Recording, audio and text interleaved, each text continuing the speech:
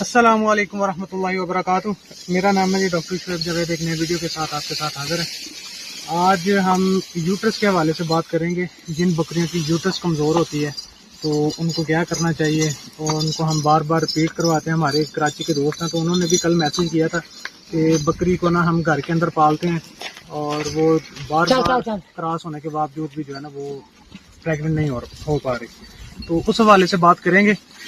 میرے پیچھے آپ یہ ایک بکری کا ہڑ دیکھ رہے ہیں جو کہ گریزنگ کے اوپر ہے، اور یہ چرائی پر لے کے جاتے ہیں، صبح کو لے کے جاتے ہیں، شام کو لے کے آتے ہیں۔ انہوں نے طرح طرح کی جڑی بوٹیاں اور ڈیری کے پتے ہو گئے یا کوئی بھی آپ کو باہر ملتا ہے، دیسی ککر مل جاتی ہے، تو وہ یہ نا کاٹ کے ان کو دیتے ہیں۔ اس سے نا ان کو طرح طرح کی جڑی بوٹیاں جو ہے نا وہ ملتی ہیں، طرح طرح کے جو منرلز ہیں، وائٹامنز ہیں، وہ ان کے پورے ہو جاتے ہیں۔ ان کی گروتھ جو دوسری بکریاں ہوتی ہیں ان سے زیادہ دیکھنے میں ملتی ہے بعض کا، اور جو لوگ افورڈ کرتے ہیں کلوز فارمنگ، جو افورڈ کرتے ہیں ان کی بکریاں بھی اچھی ہوتی ہیں۔ تو بات یہ ہے کہ بچے دانی کی گروتھ کو کیسے بہتر بنایا جا سکتا ہے۔ جو باہر بکریاں چرتی ہیں ان کے اندر جو یوٹرس کے مسئلے مسائل ہوتے ہیں وہ بہت کم ہوتے ہیں، تھنوں کے مسئلے بھی کم ہوتے ہیں۔ جو کلوز فارمنگ ہوتی ہے، اسٹال فیڈنگ ہوتی ہے، اس کے اوپر ہم نے ایک جگہ پر جانوروں کو رکھنا ہوتا ہے، وہاں پر اگر صفائی پراپر نہ ہو تو تھنوں کے مسئلے مسائل بنتے ہیں۔ اگر ہم ان کو خوراک پوری نہ دیں، ان کی نیوٹریشن ویلیو پوری نہ کریں تو ان کے اندر بہت ساری جو سکن پرابلمز ہوتی ہیں وہ ہو جاتی ہیں، یا پھر یوٹرس کے مسئلے جیسے ہوتے ہیں۔ بکریوں کا بار بار پیٹ ہونا یہ نظر آنے میں ملتا ہے، یہ دیکھنے کو ملتا ہے اس کے اندر۔ تو اس چیز کو پورا کیسے کیا جا سکتا ہے، جو کہ کلوز فارمنگ، اسٹال فیڈنگ کے اوپر جانوروں کو پالتے ہیں اور ان کے اندر یوٹرس کے مسئلے آتے ہیں، تو اس چیز کو کلیئر کرنے کے لیے ایک تو اپنے جانوروں کو وائٹامنس پریمکس جو ہوتے ہیں وہ آپ اپنے جانوروں کو باقاعدہ دیں، تو پھر ان کی گروتھ جو ہے نا وہ پوری طرح ہوتی ہے، ان کے وائٹامنس پورے ہوں گے، منرلس پورے ہوں گے، ان کی گروتھ اوور آل جو ہے نا وہ ساری پوری ہوگی۔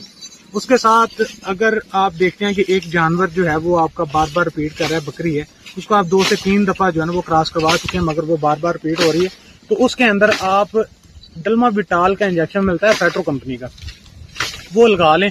1 cc 50 کلو باڈی ویٹ کے حساب سے وہ لگتا ہے۔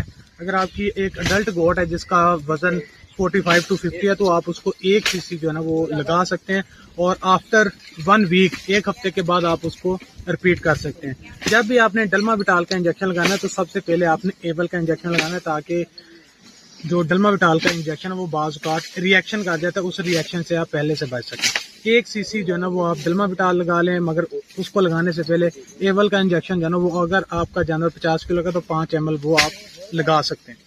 اس کے بعد پھر آپ 1 ہفتے کے بعد اس کو ریپیٹ کریں۔ ریپیٹ کرنے کے بعد پھر اس کو جو جانور کو ہیٹ میں لانے والا پروٹوکول ہوتا ہے وہ آپ جانور کو لگا لیں، تاکہ آپ کے جانور اچھی طرح سے ایک تو کراس ہو جائیں، ان کی گروتھ بہتر ہو جائے، اور اس کے بعد جب کراس ہوں گے تو اس کے اندر کنسیپشن ریٹ 90% تک بڑھ جاتا ہے۔